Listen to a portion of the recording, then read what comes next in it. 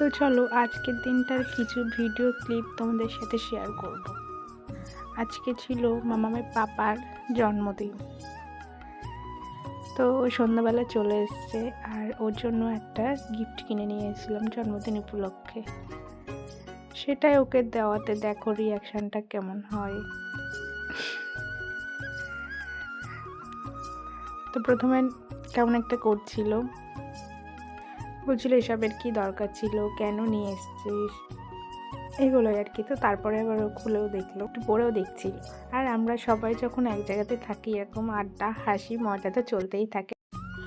তো বিশেষ করে যখন আমরা ভাই বোনেরা সবাই এক জায়গাতে থাকি কিভাবে যে সময় চলে যায় বুঝতেই পারি না।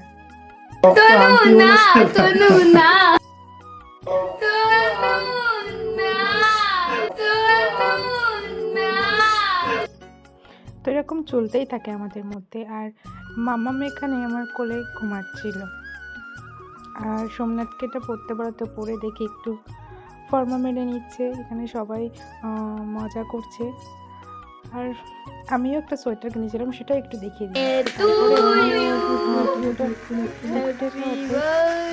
ওখানে কেক কাটার সময় মামাম উঠে গেছিলো আর ওর পাপাকে কোলে নিয়ে কেক কাটলো।